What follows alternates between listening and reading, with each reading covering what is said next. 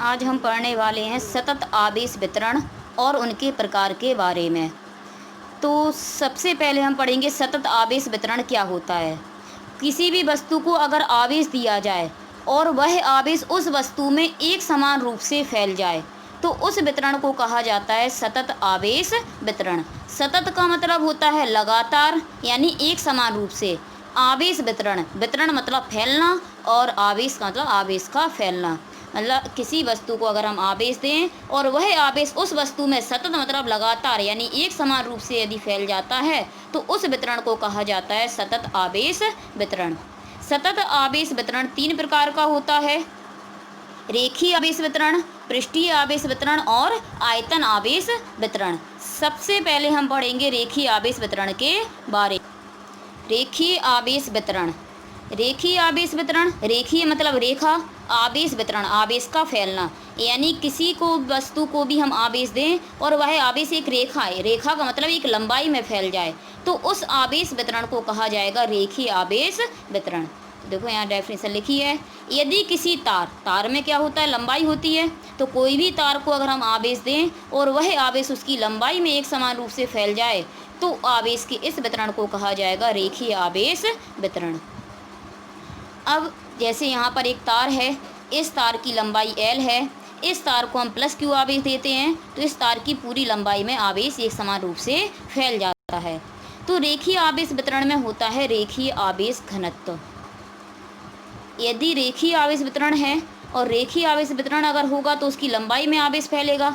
यहाँ पर अगर हम एकांक लंबाई पर आवेश अगर देखें कितना होगा तो एकांक लंबाई पर आवेश की मात्रा कहलाती है रेखीय आवेश घनत्व। तो यहाँ पर L लंबाई है तार की और जिसे हमने प्लस Q आवेश दिया है तो यह पूरे तार की लंबाई में फैल गया है। एकांक लंबाई पर आवेश की मात्रा देखें तो पूरा कुल आवेश Q है। एकांक जो भी चीज़ होती है उसका हम हमेशा भाग करते हैं तो यहाँ हम L का भाग कर देंगे। रेखीय आवेश घनत्व को लिखा जाता है लैम्डा से, तो लैम्डा बराबर Q/L अर्थात प्रति एकांक लंबाई पर आवेश की मात्रा रेखीय आवेश घनत्व कहलाती है। मात्रक यदि बनाएं तो आवेश का मात्रक कूलाम होता है और लंबाई का मात्रक मीटर होता है, तो मात्रक बन जाएगा कूलाम पर मीटर।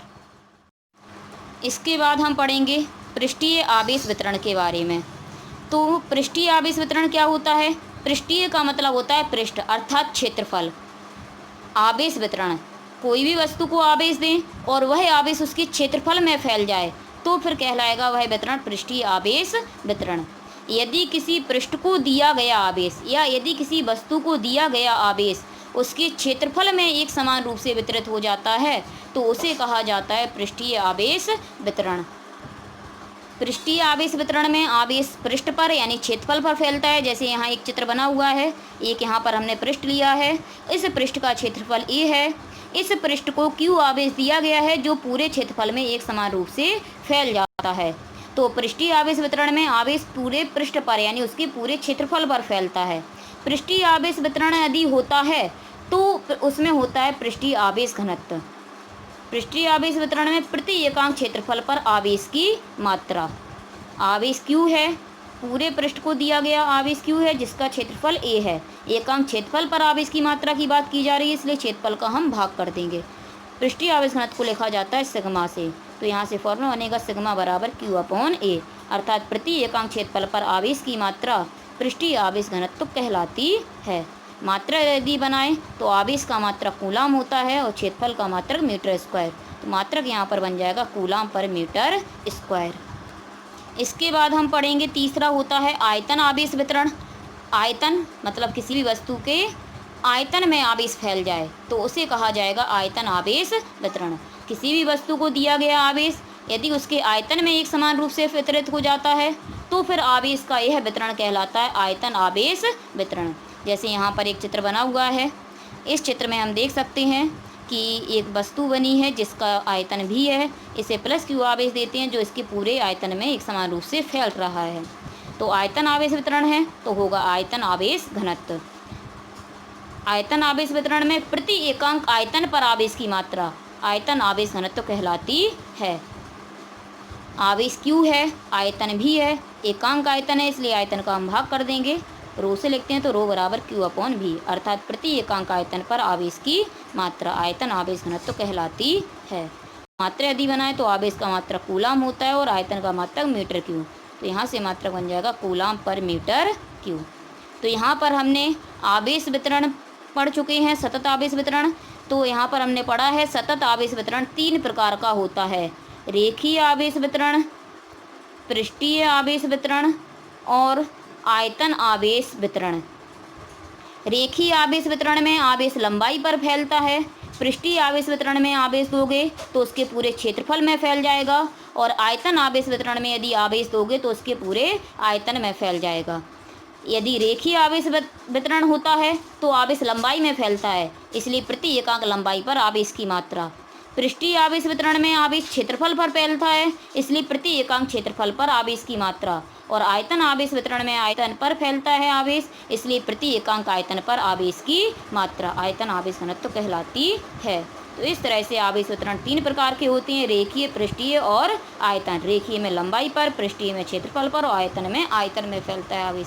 यदि रेखीय आवेश घनत्व पूछें तो एकांक लंबाई पर आवेश की मात्रा, क्योंकि आवेश इसमें लंबाई में फैलता है। पृष्ठीय आवेश घनत्व पूछें यदि तो इसमें आवेश क्षेत्रफल पर फैलता है, इसलिए प्रति एकांक क्षेत्रफल पर आवेश की मात्रा। आयतन आवेश घनत्व पूछें तो इसमें आवेश आयतन में फैलता है, इसलिए प्रति एकांक आयतन पर आवेश की मात्रा आयतन आवेश घनत्व कहलाती है। आवेश की मात्रा क्यों होती है? आवेश की मात्रा क्यों होती है? यदि रेखीय आवेश घनत्व है तो एकांक लंबाई पर आवेश की मात्रा, इसलिए L का भाग कर देंगे। यदि पृष्ठीय आवेश घनत्व है तो प्रति एकांक क्षेत्रफल पर आवेश की मात्रा, इसलिए A का भाग कर देंगे। यदि आयतन आवेश घनत्व है तो प्रति एकांक आयतन पर आवेश की मात्रा, तो इसलिए हम आयतन का भाग कर देंगे, यानी V का। रेखीय आवेश घनत्व को लैम्डा से लिखते हैं, पृष्ठीय आवेश घनत्व को सिग्मा से लिखते हैं और आयतन आवेश घनत्व को रो से लिखते हैं। मात्रक हमें पता होते हैं, आवेश का कूलाम तो लंबाई का मीटर, तो कूलाम पर मीटर हो जाएगा। यहाँ पर कूलाम पर मीटर स्क्वायर हो जाएगा और यहाँ पर कूलाम पर मीटर क्यूब हो जाएगा। इस तरह से आवेश वितरण 3 प्रकार के होते हैं।